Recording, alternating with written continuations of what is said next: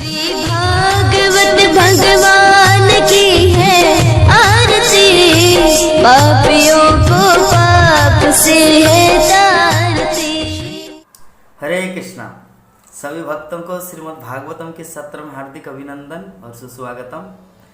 आज का हमारा विषय है श्रीमद् भागवतम के 6 स्कंद का 14वां अध्याय।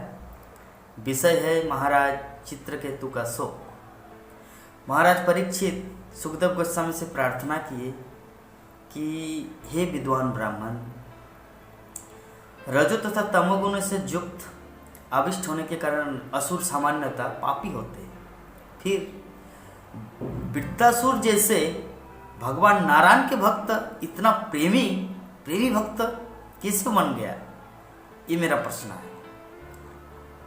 प्राय सप्तमय देवता भौतिक सुख रूपी रस से निष्कलंक ऋषि अत्यंत कठिनाई से मुकुंद के चरण कमलों की शुद्ध भक्ति कर पाते हैं, तो फिर वृत्तासुर इतना बड़ा भक्त किस प्रकार बना?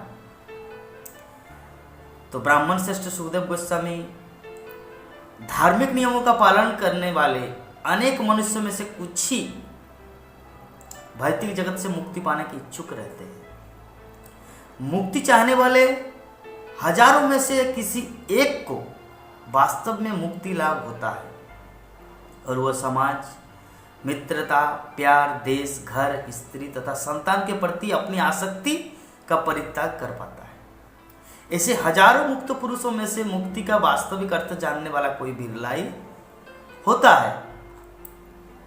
हे परम साधु सुखदेव गोस्वामी, मुक्त तथा मुक्ति के ज्ञान में पूर्ण पुरुषों में से कोई एक भगवान नारायण अथवा कृष्ण का भक्त हो सकता है। ऐसे भक्त जो परम शांत हो अत्यंत दुर्लभ है। तो मेरा प्रश्न कि वृत्तासुर युद्ध की धधकती ज्वाला में स्थित था और पापी असुर अन्यों को सदैव कष्ट तथा चिंता पहुंचाने के लिए कुख्यात था। ऐसा असुर किस प्रकार इतना बड़ा कृष्ण भक्त हो सका?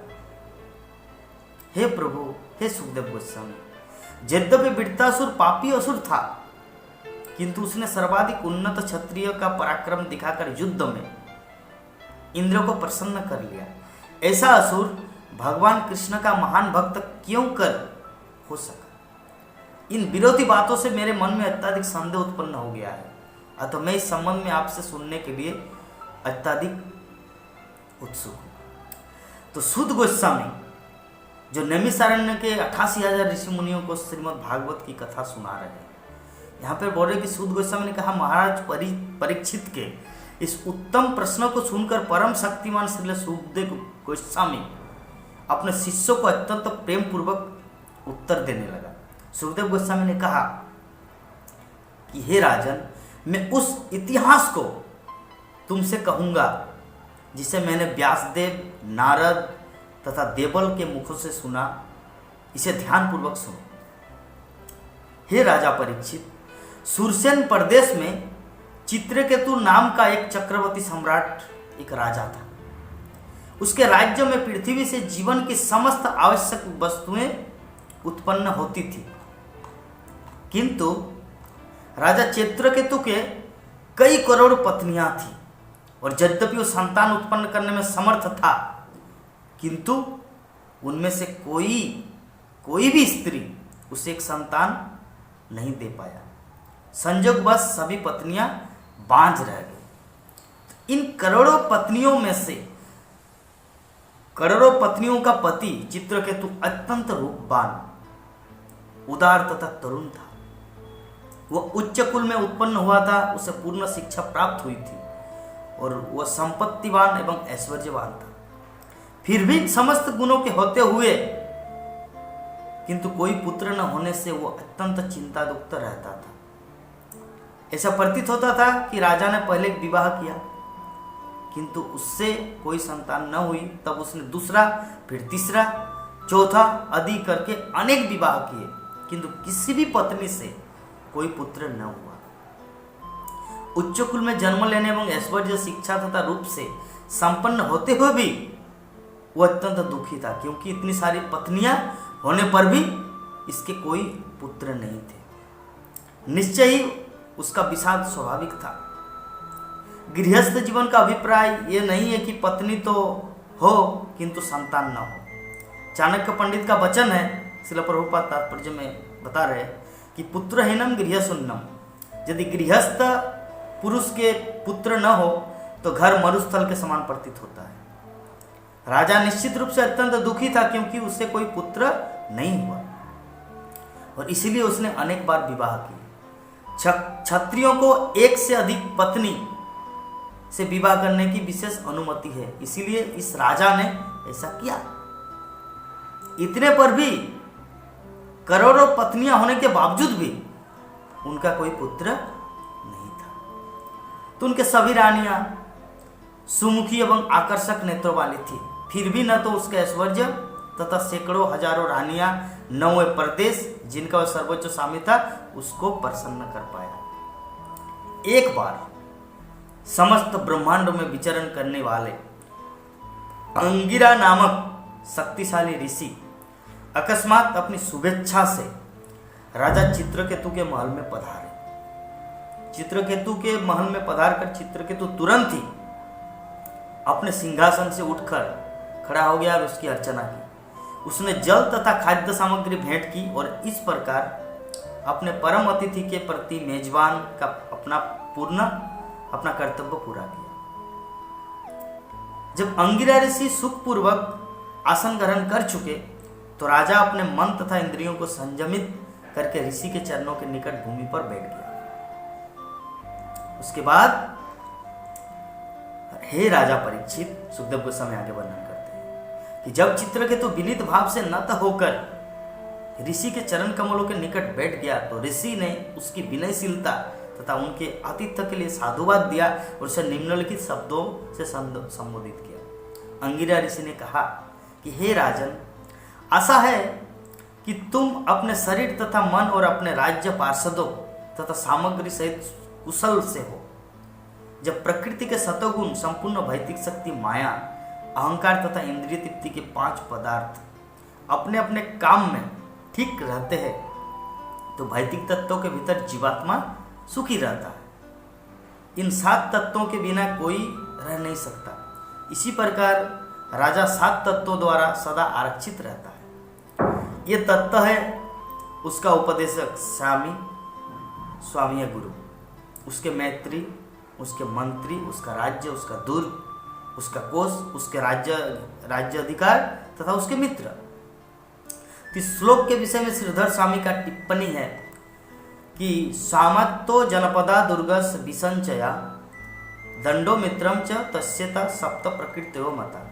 मतलब राजा अकेला नहीं होता, उसका गुरु या परम निर्देशक सर्वोपरि है। फिर उसके मंत्री, राज्य, दुर्ग, कोष, शांति की व्यवस्था और मित्र अथवा सहयोगी होते हैं। जब इन 7 को सही ढंग से रखा जाए तो राजा सुखी रहता है। तो इसी प्रकार भगवद गीता में बताया गया कि जीवात्मा या आत्मा महत्तत्व, अहंकार तथा पंच तन्मात्रा अर्थात इंद्रिय तृप्ति के 5 पदार्थों के भौतिक आवरण के भीतर रहता है। जब ये 7 ढंग से रहते हैं तो जीवात्मा सुखी रहता है। सामान्यतः जब राजा के पार्षद शांत एवं आज्ञाकारी होते हैं तो राजा सुखी रहता है। अतः अंगिरा ऋषि ने राजा के निजी स्वास्थ्य तथा उसके 7 पार्षदों की कुशलता के संबंध में पूछा। जब हम अपने मित्र से ये पूछते हैं कि कुशल तो है, आप ठीक है ना, तो हम केवल उसी के बारे में अर्थात व्यक्तिगत स्वयं नहीं जानना चाहते, वरन उसके परिवार, आपके फैमिली मेंबर कैसे है, आपका माता पिता कैसे है, आय के साधन, इनकम कैसे चल रहा है, कारोबार कैसा चल रहा है, उसके सहायकों तथा सेवकों आदि के विषय में भी जानना चाहते हैं। जब ये सब कुशल से रहते हैं तभी मनुष्य सुखी हो सकता है। तो हे राजन चित्रकेतु, हे मानवता के ईश, जब राजा अपने पार्षदों पर प्रत्यक्षता आश्रित रहता है और उनके आदेशों का पालन करता है तो वह सुखी रहता है। इसी प्रकार जब पार्षद राजा को भेंट प्रदान करते हैं और उसकी आज्ञाओं का पालन करते हैं तो वो भी सुखी होता है। तो हे राजन, तुम्हारी पत्नियां, नागरिक, सचिव तथा सेवक एवं मसाले तथा तेल के विक्रेता व्यापारी तुम्हारे बस में तो है, तुमने अपने मंत्रियों, महल के निवासियों, पुरवासियों एवं राज्यपालों, अपने पुत्रों तथा अन्य आश्रितों को अपने नियंत्रण में तो कर रखा है। फिर यदि राजा का मन अपने बस में रहता है तो उसके समस्त पारिवारिक प्राणी एवं राज अधिकारी उसके अधीन रहते हैं। उसके प्रांत पालक, राज्यपाल समय पर अवरोध रहित कर प्रस्तुत करते हैं। छोटे छोटे सेवक की तो कोई बात ही नहीं। अगर अंगिरा ऋषि ने राजा से पूछा कि उसका मन तो उसके बस में है या नहीं, सुखी रहने के लिए यह अत्यंत नितांत अनिवार्य है। सुखी का सबसे बड़ा स्टेप, घर में कुछ हो या ना हो, अगर उनका मन शांत है। हे राजा चित्रकेतु, मैं देख रहा हूं कि तुम्हारा मन संतुष्ट नहीं है। ऐसा लगता है कि तुम्हें वांछित लक्ष्य प्राप्त नहीं हो पाया है। यह स्वतः तुम्हारे अपने कारण अथवा अन्य किसी कारण से इसे हुआ है। तुम्हारे पीले मुख से तुम्हारी गहरी चिंता झलकती है। इस संबंध में सुखदेव गोस्वामी परीक्षित महाराज को बोले कि हे महाराज परीक्षित, यद्यपि अंगिरा ऋषि को सब कुछ ज्ञात था, फिर भी उन्होंने राजा से इस प्रकार पूछा। अतः पुत्र के इच्छुक राजा चित्रकेतु अत्यंत विनीत भाव से नीचे झुक गए और महर्षि से इस प्रकार बोले। चित्रकेतु ने कहा कि हे महाप्रभु अंगिरा ऋषि, तपस्या, ज्ञान तथा दिव्य समाधि से आप पापमय जीवन के समस्त बंधनों से मुक्त हैं। अतः आप सिद्ध जोगी के रूप में हम जैसे बद्ध जीवों के अंदर और बाहर की प्रत्येक बात को जान सकते हैं। हे परमात्मा, आप सब कुछ जानते हैं, तो भी आप मुझसे पूछ रहे हैं कि मैं चिंता से पूर्ण क्यों हूं। अतः मैं आपकी आज्ञा के प्रत्युत्तर में कारण को प्रकट कर रहा हूं। जिस प्रकार भूखा तथा प्यासा व्यक्ति फूल की मालाओं या चंदन लेप जैसे बाह्य तृप्ति से संतुष्ट नहीं होता, उसी प्रकार पुत्र न होने से मैं अपने साम्राज्य, ऐश्वर्य या संपदा से, जिनके लिए बड़े बड़े देवता भी लालात रहते हैं, मैं संतुष्ट नहीं हूं। जिस प्रकार अतः हे परम साधु, मेरी तथा मेरे पितरों की रक्षा कीजिए, उबारिए, क्योंकि मेरे संतान न होने से वे नरक के अंधकार में धंसते जा रहे हैं। कृपा कुछ ऐसा करे जिससे मुझे पुत्र प्राप्त हो, जो हम सबों को नारकीय दशाओं से उबार सके। तात्पर्य में श्रील प्रभुपाद बोलते कि वैदिक सभ्यता के होने से मनुष्य मात्र पुत्र प्राप्ति के लिए विवाह करता है, जिससे वो अपने पितरों को पिंडदान कर सके। राजा चित्रकेतु के लिए पुत्र प्राप्ति इसीलिए आवश्यक थी जिससे वो स्वयं तथा उसके पितृगण नरक से उबार सके। उसे एकमात्र इसी की चिंता थी कि वह स्वयं तथा उसके पूर्वज अगले जन्मों में किस प्रकार पिंड प्राप्त कर सके। इसीलिए उसने अंगिरा ऋषि से प्रार्थना की कि वो कुछ ऐसा करने के लिए कृपा करे जिससे उसे पुत्र प्राप्ति हो सके। तो अभी इस श्लोक के अनुसार इस्कॉन के या जो ब्रह्मचारी है, जो कभी शादी नहीं करते, उसके लिए कुछ चिंता का विषय हो सकता है, लेकिन चिंता का विषय नहीं होना चाहिए। क्योंकि जो हमारा पुत्र हो या ना हो, शादी करे या ना करे, अगर कोई कृष्ण भक्त है तो खुद का तो उद्धार करेगा, अपने पीढ़ी दर पीढ़ी का भी उद्धार कर सकता है, उनकी क्षमता है। सुखदेव गोस्वामी ने आगे कहा कि महाराज चित्रकेतु द्वारा प्रार्थना किए जाने पर भगवान ब्रह्मा के मन से उत्पन्न मानस पुत्र अंगिरा ऋषि राजा के प्रति अत्यंत दयालु हो उठे। अपने अत्यंत शक्तिशाली व्यक्तित्व के कारण ऋषि ने त्वष्टा नामक देवता को खीर का पिंडदान करके यज्ञ संपन्न किया। हे महाराज परीक्षित, अंगिरा ऋषि ने यज्ञ के अवशेष प्रसाद को चित्रकेतु की लाखों रानियों में से सबसे बड़ी तथा परम गुणवती रानी को प्रदान किया, जिसका नाम कीर्तदूती था।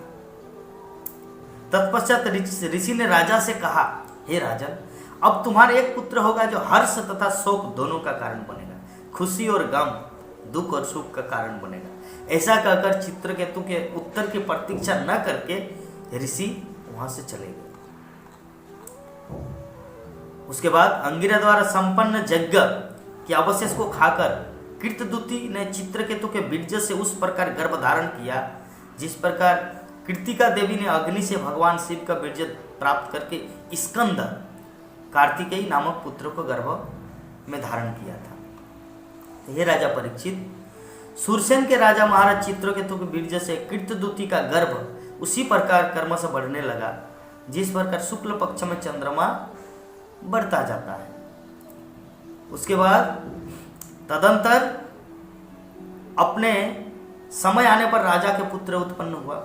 इस समाचार को सुनकर शूरसेन देश के समस्त वासी अत्यंत अत्यधिक प्रसन्न हुए। राजा चित्रकेतु विशेष रूप से प्रसन्न थे। स्नान करके पवित्र होकर तथा आभूषणों से अलंकृत सज्जित होकर उन्होंने विद्वान ब्राह्मणों से स्तुतिवाचन और आशीर्वाद लेकर पुत्र का जातकर्म संस्कार करवाया। राजा ने इस अनुष्ठान में भाग लेने वाले समस्त ब्राह्मणों को दान में सोना, चांदी, वस्त्र, आभूषण, गांव, घोड़े, हाथी और 60 करोड़ों गायें प्रदान की। उसके बाद जिस प्रकार बादल बिना किसी पक्षपात के पृथ्वी पर वर्षा करते हैं, उसी तरह उदार चेता राजा चित्रकेतु ने अपने पुत्र के यश, ऐश्वर्य तथा आयु की वृद्धि के लिए सबों को मुंह मांगी वस्तुएं प्रदान की। जिस प्रकार किसी निर्धन व्यक्ति को बड़ी कठिनाई से कुछ धन मिलता है तो उसमें प्रतिदिन उसकी आसक्ति बढ़ती जाती है, इसी प्रकार जब राजा चित्रकेतु को अत्यंत कठिनाई से पुत्र की प्राप्ति हुई तो दिन प्रतिदिन उसके पुत्र के प्रति अत्यधिक स्नेह आसक्ति बढ़ती गई। पिता की ही भांति माँ का भी आकर्षण एवं स्नेह के प्रति पुत्र इस प्रकार बढ़ने लगा। कीर्तदूती के पुत्र को देख कर राजा की अन्य पत्नियां पुत्र की कामना से अत्यधिक क्षुब्ध रहने लगा, मानो उन्हें उच्च जर हो। ज्यों-ज्यों राजा चित्रकेतु अपने पुत्र का बड़ी सावधानी से लाड प्यार करने लगे, त्यों-त्यों वैसे रानी कीर्तदूती के प्रति भी उनका प्रेम प्रगाढ़ होता गया और पुत्रहीन अन्य रानियों के प्रति उनका प्रेम क्रमशः घटने लगा।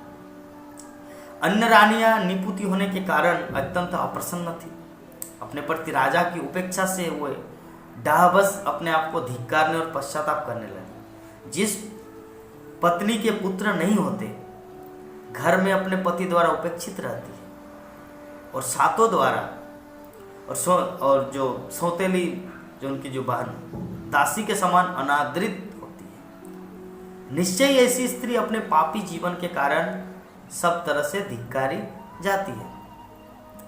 चाणक्य पंडित ने कहा कि मता जस्सा गृहे नास्ति भार्या चाप्रिय भादिनी अरण्यं तेन गंतव्यं जथारण्यं तथा गृहम्। जिस मनुष्य के घर में माता न हो, जिसकी पत्नी मृदुभाषी न हो, उसे चाहिए कि वो जंगल में चला जाए। ऐसे मनुष्यों के लिए घर में रहना तथा जंगल में रहना एक समान है। इसी प्रकार जिस स्त्री को पुत्र न हो और जिस पति द्वारा ध्यान न दिया जाता हो, अनदेखी तथा जिसकी सौते तथा नौकरानियों जैसा बर्ताव करके उसकी उपेक्षा करती हो, उसके लिए घर में रहने की अपेक्षा जंगल में जाकर रहना श्रेयस्कर है। तो यहाँ तक कि जो दासियां अपने पति की निरंतर सेवा करती रहती है, वे भी अपने पति का सम्मान पाती रहती है, अतः उनको किसी बात के लिए पश्चाताप नहीं करना पड़ता। किंतु हमारी स्थिति तो दासी के दासियों के समान है, अतः हम सर्वाधिक हतभागा है। श्री सुखदेव गोस्वामी ने आगे कहा कि अपने पति द्वारा उपेक्षित होने तथा कीर्तदूती की गोद भरी हुई देखकर सभी सौते देश से अधिकाधिक जलने लगे। देश बढ़ जाने से रानियों की मति मारी गई, उनका बुद्धि उलट पलट हो गया। अत्यधिक कठोर हृदय वाले होने तथा राजा की उपेक्षा को न सह सकने के कारण उन्होंने अंत में बालक को विष खिला दिया, जहर दे दिया। अपनी सौतों द्वारा विष दिए जाने की घटना को न जानती हुई रानी कीर्तदूती यह सोचकर कि उसका पुत्र गहरी निद्रा में सो रहा है, घर में इधर उधर विचरती रही, कुछ काम करने लगा घर। उसे पता न चल पाया कि वो प्राय मर चुका है। ये सोच कर कि उसका पुत्र बड़ी देर से सो रहा है, वो अत्यंत बुद्धिमान रानी कीर्तदूती ने धाई को आज्ञा दी, हे सखी मेरे पुत्र को यहाँ ले आओ, यहाँ पर ले आओ। जब धाई उस सोते हुए बच्चे के पास पहुंची तो उसने देखा कि उसकी आंखें ऊपर की ओर उलट गई है, उसके शरीर में प्राण का कोई संचार नहीं है और उसकी समस्त इंद्रियां निष्क्रिय हो गई है। तो वो समझ गई कि बालक मर चुका है। यह देखकर वो तुरंत चिल्ला उठी, हाय मैं मारी गई, और पृथ्वी गिर पड़ी। वो पूर्ण रूप से वहां पे पृथ्वी पर गिर पड़ी। अत्यंत विक्षुब्ध होकर वो धाई अपने दोनों हाथों से अपनी छाती पीटने लगी और आर्त स्वर में जोर जोर से क्रंदन करने लगा। उसकी तेज आवाज सुनकर रानी तुरंत आ गई और जब वो अपने पुत्र के पास पहुंची तो देखा कि सहसा ही उनका पुत्र मर चुका है। तो अगाध शोक के कारण रानी मूर्छित होकर पृथ्वी पर ऐसे गिर पड़ी कि उसके बाल तथा वस्त्र तितर बितर हो गए।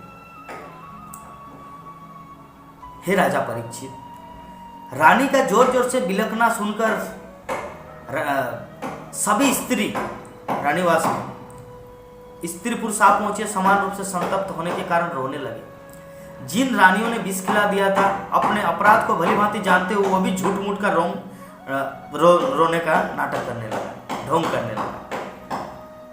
जब राजा चित्रकेतु ने सुना कि न जाने कैसे उसका पुत्र मर गया है तो प्राय अंधसा हो गया, जैसे वो अंधा हो गया। पुत्र के प्रति अगाध स्नेह के कारण उसका विलाप जलती हुई अग्नि के समान बढ़ता गया और रास्ते भर वो भूमि पर लगातार गिरता पड़ता तथा लुढ़कता हुआ उस मृत बालक को देखने आया। अपने मंत्रियों तथा अन्य अधिकारियों एवं विद्वान ब्राह्मणों से घिरा हुआ राजा वहां पहुंचा और उस बालक के चरणों पर अचेत होकर गिर पड़ा। उसके बाल तथा अस्त्र-वस्त्र हो गए। जब दीर्घ श्वास लेते हुए राजा को होश आया तो उसके नेत्र आंसुओं से भरे हुए थे और वो बोल नहीं पा रहा था। जब रानी ने अपने पति राजा चित्रकेतु को अत्यधिक शोकाकुल और अपनी एकलौते पुत्र को मरा हुआ देखा तो अनेक प्रकार से शोक प्रकट करने लगी। इससे रनिवास के समस्त वासियों, मंत्रियों तथा समस्त ब्राह्मणों के हृदय की व्यथा बढ़ गई। रानी के सिर को सुशोभित करने वाले फूलों की माला गिर पड़ी और उसके बाल बिखर गए। उसके आंसुओं से नेत्रों में लगा अंजन धुल गया और कुमकुम चूर्ण से लेपित उसके स्तन भीग गए। पुत्र के मृत्यु पर शोक करती हुई उस रानी का दारुण विलाप कुर्री पक्षी के समान आर्त स्वर की तरह लग रहा था। हे विधाता, हे सृष्टिकर्ता, तू निश्चय ही अपने सृष्टि कार्य में अनुभवहीन है, क्योंकि पिता के रहते हुए तूने उसके पुत्र की मृत्यु होने दी और इस तरह से अपनी सृष्टि के नियमों के विपरीत कार्य किया। यदि तू नियम भंग करने पर ही तुला है तो तू निश्चय ही समस्त जीवात्माओं का शत्रु है, तू निर्दयी है। रानी इस प्रकार भगवान को कोसा, हे ईश्वर, आप ये कह सकते कि ऐसा कोई नियम नहीं है कि पुत्र के जीवन काल में ही पिता की मृत्यु हो और पिता के जीवन काल में पुत्र उत्पन्न हो, क्योंकि प्रत्येक व्यक्ति अपने अपने कर्मों के अनुसार जीता और मरता। फिर भी यदि कर्म इतना प्रबल है कि जन्म तथा मृत्यु उसी पर निर्भर करते हो तो फिर नियंता या ईश्वर की आवश्यकता नहीं है। पुनः यदि तू कहे कि नियंता की आवश्यकता इसीलिए क्योंकि माया में कार्य करने की शक्ति नहीं होती, तो कोई यह भी कह सकता है कि यदि कर्म के द्वारा तेरे बनाए हुए स्नेह बंधन टूटते हैं तो कोई भी संतान को स्नेहपूर्वक नहीं पालेगा, वरन सभी लोग अपनी संतानों की निर्दयता से उपेक्षा करने लगेंगे। क्योंकि तूने स्नेह के उन बंधनों को काटा है जिसके वशीभूत होकर माता पिता अपने संतान का पालन पोषण करने के लिए विवश हो जाते हैं, इसलिए तू अनुभवहीन है एवं बुद्धिहीन प्रतीत होता है। हे ईश्वर, तू बुद्धिमान नहीं है। प्यारे बेटों में असहाय एवं अत्यधिक शोकाकुल तुम्हें मेरा साथ नहीं छोड़ना चाहिए। अपने पुत्र को बोल रहे हैं, एक बार भगवान को बोले, अभी अपने पुत्र को बोल रहे हैं। रानी, तुम अपने शोकाकुल पिता की ओर नहीं देखा? हम दोनों असहाय हैं क्योंकि पुत्र के बिना हमें घोर नरक में यातनाएं भोगनी पड़ेगी। तुम ही एकमात्र सहारा थे जिसके बल पर हम इस अंधकारमय परदेश से उबर सकते हैं। अतः मेरी प्रार्थना कि तुम निर्दयी जमराज के साथ और आगे मत जाओ, यहाँ पर कृपा करके लौट आओ और हमारे दुख को दूर करो। प्यारे बेटे, तुम बहुत देर से सो रहे हो, अब उठ जाओ। तुम्हारे संगी तुम्हें खेलने के लिए बुला रहे हैं। चूंकि तुम्हें बहुत भूख लगी होगी, इसीलिए उठो, मेरे स्तनों से दूध पियो और हमारा सुख दौर करो। प्रिय पुत्र, मैं सचमुच अभागिनी हूं क्योंकि मैं अब तुम्हारे मुख पर मंद हंसी नहीं देख सकती। तुमने सदा के लिए आंखें बंद कर लिया, तो मैं इस निष्कर्ष पर पहुंची कि तुम इस लोक से दूसरे लोक में ले जाए गए हो और तुम्हें वहां से यहाँ पर लौट आना असंभव है। बेटे, मैं तुम्हारी मनमोहक वाणी अब और आगे नहीं सुन सकती। सुखदेव गोस्वामी ने कहा कि इस प्रकार अपने प्रिय पुत्र के लिए विलाप करते हुए अपनी पत्नी के साथ ही राजा चित्रकेतु भी अत्यंत शोक से संतप्त होकर फूट फूट कर रोने लगा। राजा तथा रानी को विलाप करते देखकर उनके समस्त अनुयायी स्त्री तथा पुरुष भी रोने लगे। इस आकस्मिक घटना से सारे राज्यों में सभी नागरिक अचंभित से हो गए। जब अंगिरा ऋषि ने समझ लिया कि राजा शोक समुद्र में मृतप्राय हो चुका है, तो वे नारद ऋषि के साथ वहां पर आए। तो आज का जो हमारा टॉपिक था चित्रकेतु का शोक, यहीं पर समाप्त होते हैं। कल नारद मुनि आएंगे, अंगिरा ऋषि नारद मुनि के साथ आएंगे और क्या इंस्ट्रक्शन देंगे, क्या उपदेश देंगे हम सब जीवात्मा को राजा चित्रकेतु के माध्यम से, वो हम लोग कल श्रवण करेंगे। कल तक के लिए हम आप सबसे विदा चाहते हैं। हरे कृष्ण।